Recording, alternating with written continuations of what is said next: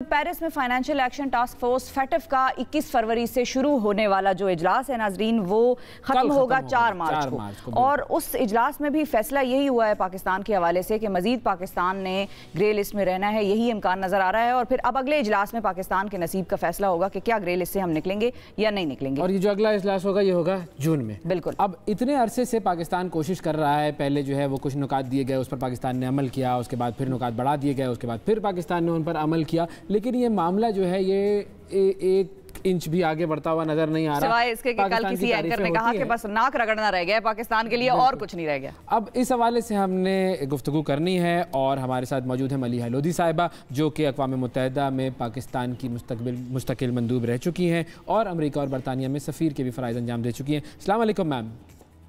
वालेकुम सलाम। बहुत शुक्रिया मलिहा साहिबा, आपने वक्त निकाला। सबसे पहले तो गुफ्तगू का आगाज़ फाइनेंशियल एक्शन टास्क फोर्स से ही करते हैं कि ये जो पाकिस्तान को घेरा हुआ है इन्होंने, ये कैसे निकल पाएगा, क्या मुमकिन होगा? हमने तो सारे प्लान्स भी पूरे कर लिए, हर पॉइंट पर हमने अमल दरामद कर लिया, अब क्या होना रह गया है? इसमें मेरा ख्याल है कि एक तो ये कि 2 एक्शन प्लान्स थे, जिसमें कि मेरा ख्याल है 2 या 3 पॉइंट्स ही अब रह गए हैं जिस पे पाकिस्तान ने अमल करना है। एक तो उस हवाले से है कि कुछ इंडिविजुअल्स हैं जिनको प्रोसिक्यूट करना है और कन्विक्ट करना है, और दूसरा जो नुक्ता रह गया है वो मनी लॉन्ड्रिंग का कोई एस्पेक्ट है। तो ज़रूरत इस बात की है कि पाकिस्तान इस पे जल्द से जल्द अमल करे ताकि वो ग्रे लिस्ट से बाहर आ जाए। इसलिए कि हम ये भी देख रहे हैं कि कुछ ममालिक हैं जो मेंबर्स हैं फैटफ के, जो चाह रहे हैं कि इस प्रोसेस को पोलिटिसाइज रखा जाए। तो पाकिस्तान को तो चाहिए कि इसका तोड़ निकाला जाए। जब हमें पता है कि कुछ ममालिक ये करना चाहते हैं और कर भी रहे हैं, तो हमें इसका तोड़ इसी तरह से निकाल सकते हैं कि जो वो कह रहे हैं कि 1-2 नुक्ते हैं, 1-2 पॉइंट्स रह गए, तो we should implement those, because then उनके पास कोई जवाब नहीं रहेगा, कोई एक्सक्यूज़ नहीं रहेगी और कोई प्रीटेक्स्ट नहीं रहेगा। अच्छा, जो 34 नुकात थे टोटल कुल मिलाकर, मजमूई जो नुकात थे, और उसमें से 30 पर अमल हो चुका है। अच्छा, अब होता क्या है कि जब नॉर्मली हम देखते हैं कि आपकी जो प्रोग्रेस रिपोर्ट होती है वो इसी तरीके से चल रही होती है कि हाँ आप प्रोग्रेस कर रहे हैं, आपका काम सही चल रहा है और आप उसकी बुनियाद पर रिलीफ लेते हैं, वो रिलीफ हमें नहीं मिल रहा। अब इसमें 2 एस्पेक्ट्स हो सकते हैं। एक तो ये कि वो जो फैटफ का जो निज़ाम है वो इतना ज़्यादा शफाफ है और इतना ज़्यादा सख्त है कि नहीं जी, जब तक आप एक पॉइंट भी क्लियर नहीं करेंगे उस वक्त तक हम आपको ग्रे से वाइट में नहीं लाएंगे। और दूसरा जो उनके ऊपर उन नेगेटिव ममालिक का इन्फ्लुएंस है, जिसके अंदर हम जानते हैं कि इंडिया जो है वो किस तरीके से उस चीज़ों से खेलता है। तो इन दोनों का कंपेरिजन कैसे होगा? क्या ये दोनों चीज़ें साथ साथ प्ले कर रही हैं या सिर्फ यही है कि चूँकि हमने पूरा नहीं किया तो बस अब हम ग्रे में ही रहेंगे? देखिए, इसमें आपके सवाल के जो 2 पहलू हैं, मेरा ख्याल है जवाब भी उसी तरह से ही मैं दे सकती हूँ कि इसके 2 पहलू हैं ज़रूर। एक तो ये कि जो चीज़ें रह गई हैं उस पे पाकिस्तान को पूरी कोशिश करनी चाहिए कि वो अमल करे, जैसे मैंने पहले भी कहा। और दूसरा यही कि तोड़ निकाले उसका कि अगर कुछ ममालिक हैं जो हमारे ख़िलाफ़ इस तरह से एक्ट कर रहे हैं, तो हमें फिर बाकी जो इनके मेंबर्स हैं उनको मोबिलाइज़ करना चाहिए ताकि उनकी तरफ से उन पे प्रेशर डले। देखिए, मल्टीलैटरल प्रोसेस जो होता है, जहाँ बहुत सारे ममालिक एक प्रोसेस में होते हैं या एक कमेटी में होते हैं, इसलिए कि अभी तक तो टेक्निकल कमेटी ने ये रिकमेंडेशन दी है, और जैसे आपने कहा 4 मार्च को जो प्लेनरी मीटिंग होगी उसमें नॉर्मली रिकमेंडेशंस को इंडोर्स किया जाता है।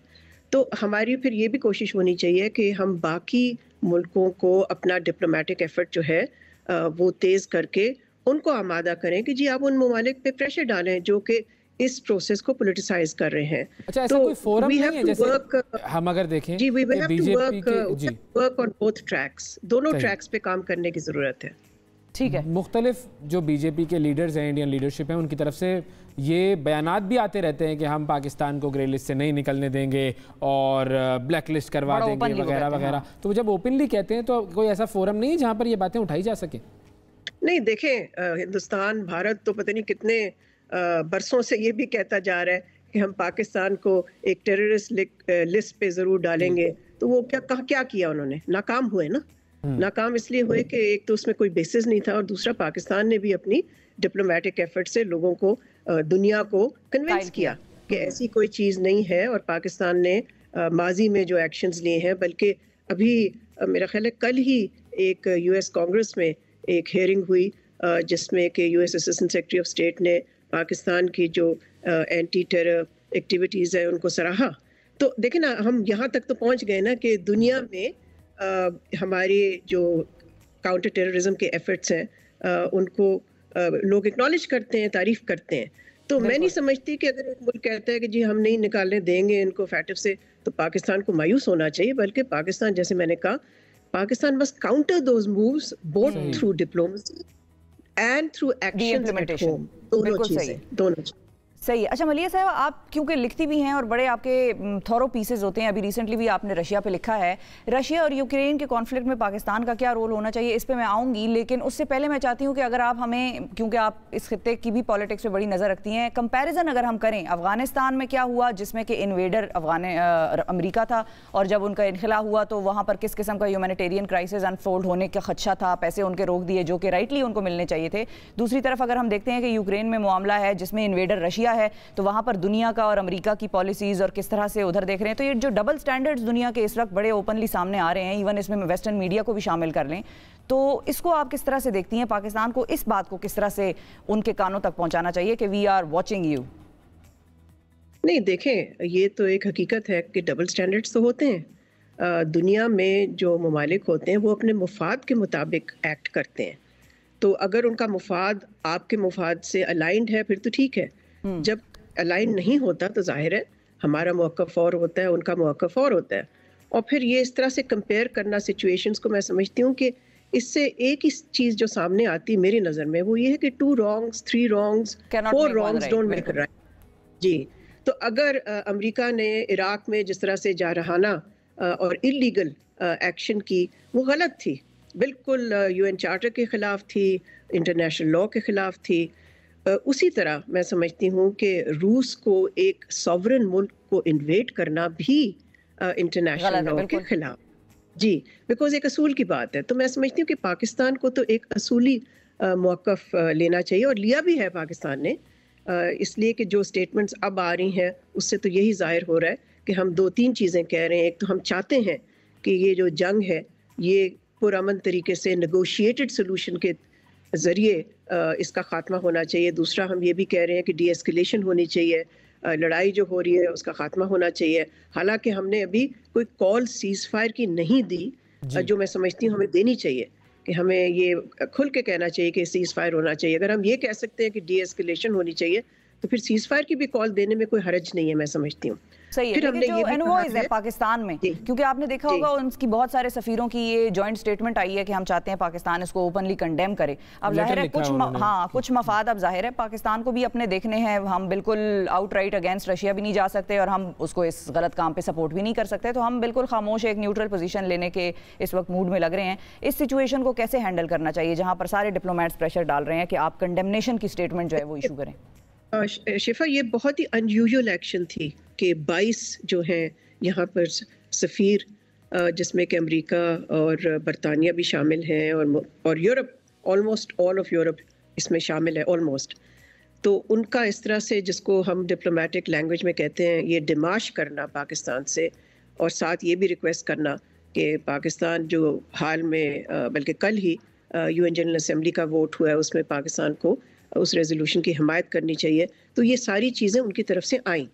अब पाकिस्तान ने इनको कंसिडर किया, और लेकिन पाकिस्तान के मुफाद में ये था कि पाकिस्तान ने एक पोजीशन अख्तियार की जो कि उसने वोट पे एब्सटेन किया। लेकिन साथ साथ एक स्टेटमेंट में जो हमारे नुमाइंदे हैं वहाँ, उस स्टेटमेंट में उन्होंने ये भी कहा कि हम एक मुल्क की टेरिटोरियल इंटेग्रिटी जो है उस पर यकीन रखते हैं, और साथ डी एस्केलेशन की भी उन्होंने कॉल दी।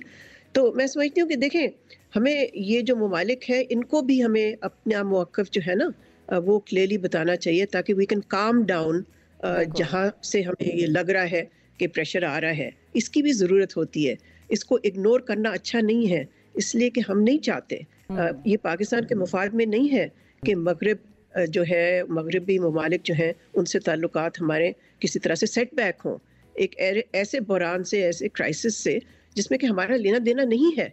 सही। देखिए, ये तो एक यूरोप में क्राइसिस हो रहा है ना, बिल्कुल। तो ये भी हमें देखना है कि हमें असूल पे भी खड़ा होना चाहिए।